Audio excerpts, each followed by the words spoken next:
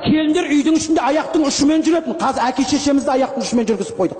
Қазір келін ұйықтап жатса қуанады, наоборот. Ұйықтап жатыр, үндемеңдер. Жүріңдер, бәріміз шай ішіп алайық. Тұрғыз анан, тұрғыз жүрдік. Баяғыда бала ұйықтап жатыр дейтін, қазір келін ұйықтап жатыр дейтін заманға жеттік. Қазір білмеймін, келін бір команда, қалғандары бір команда үйдің ішінде. Қалғандары үйдің ішінде спецназдар секілді.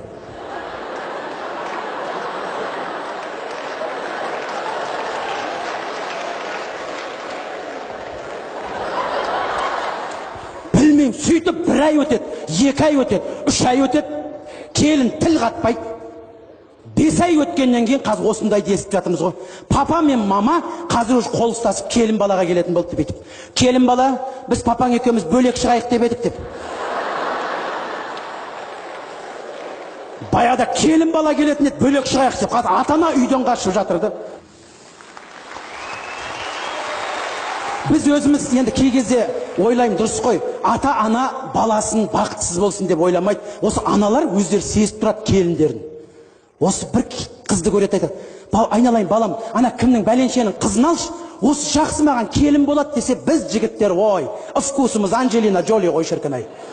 Ой, мама қойшы, оған жемел, анау деп бір кукла Барби тауып аламыз. Сосын солмен алысасында жүресің. Әке шешеңе бірден айтайын десең, өзің әке шешең, әйеліңе бірден айтайын десең, балдарының шешесі. Екі ортада қазір еркектер жүреді, адвокат үйдің ішінде бәрін успокаивающий. Мама не болып қалды, мама не болып қалды? Не деп айтты, жаңа сөйтіп айтма саған, сөйтіп айтма, саған сөйтіп айтма, жаңа айтты ма, кәм бетің айтты ма, не дейді, мама сөйтіп айтты ма, не? Қазір тұр. Не дейсің осы мен мама, постоянно осы бірдеңе дейсің де жүресің. Сен айтты дейді ғой. Бірінші мама айтты, сосын сен айттың ба? Сен айтқан жоқсың, бірінші мама айтты ма? Ой, мама сен айтты дейді ғой, мен вообще ештеңе деп жатырған жоқпын дейді ғой. Папаға айтты, сосын жақтадың ба? Әрі жүрет, бері жүрет, айналғанда қазір еркек үйден қашып жатыр. Баяғыда әйел кетіп қалды дейтін, қазір күйеу кетіп қалды дейтін заманға жетіп жатырмыз да. Мен кей кезде ойлаймын, әйел адам шаңыраққа келін болып түскен кезде ешқайсысы ойламайды, осы шаңырақты мен басқарып алайыншы, осы күйеуімнің басына шығайыншы деп. Бүкіл әйел адам шаңыраққа келін болып түскен кезде басын иіп келіп шаңыраққа кіреді. Біз еркектер өзіміз екен ғой. Өйткені бір-екі сұрақ қояды, біз жауап бермейміз, мән бермейміз, әйелімізге мән бермейміз. Бірдеңе деп, сенен сұрайды, басқа кімнен сұрайды, сенің патшасы көріп тұр, сенің қожайыны көріп тұр. Айтады, қай көйлегімді киіп барайын, айтшы дейді. Көппес пе көйлегім, маған алсын, біреуін кейін алсын дейді. Не пісірейін десе, ойбай сен не пісіре аласың деп прикол ұстап қоямыз еще. Одан кейін ол өлсе де сенен ештеңе сұрамайды, өз дегенімен кетіп қалады екен. Жоқ, қиын ба деймін да, қиын ба?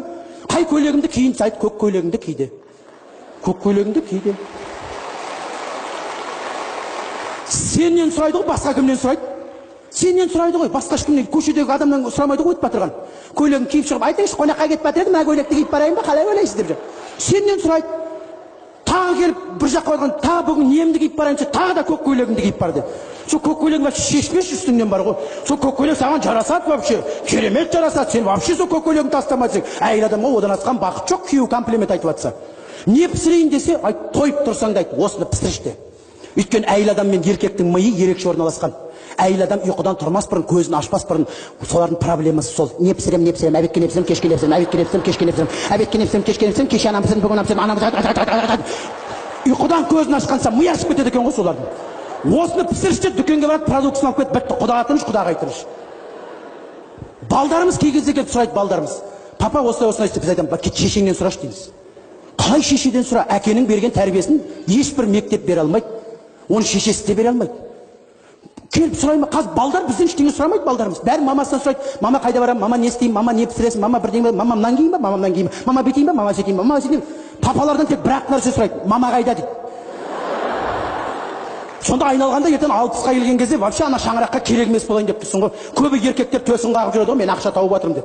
Дұрыс, ақша тап, бірақ еркектің парызы ақша тауып емес. Әйел не істеп жатыр? Әйел қайда кетіп жатыр? Әйел не киіп жатыр? Әйел не ішіп жатыр? Ұлың не істеп жатыр? Қызың не істеп жатыр? Қандай телефонда отыр? Кіммен сөйлесіп жатыр? Телефон ұстап отырса, аш, қара, сен әкесің, имеешь право. Қазір ұл қыздарымыздың телефондағы код, Пентагонның коды ондай емес бар ғой.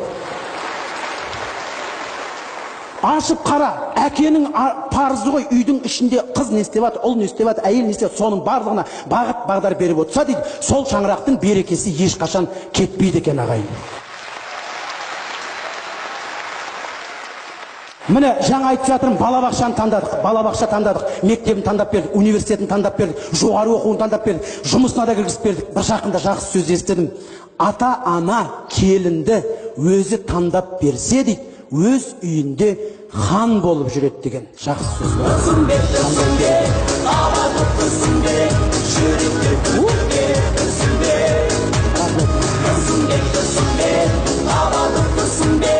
Ағайын алдыңда тұрсын бе. Мен айтып отырған әзілдердің ішінде ешқайсысын ойдан шығарып жатқам жоқ. Барлығы өзіміздің қазағымыздың бойындағы бұл ата-бабамыздан кетірген дәстүр. Ұлға келін тауып беру, қызымызға күйеу бала тауып беру. Бұл әдемі бойымызда қасиет, үлкенді құрметтеу, кішіге ізет көрсету. Осы қасиетімізден айырылмасақ, салт дәстүрімізді әрқашан ұстанып жүрсек, қазақ деген ұлт ешқашан жойылмайды.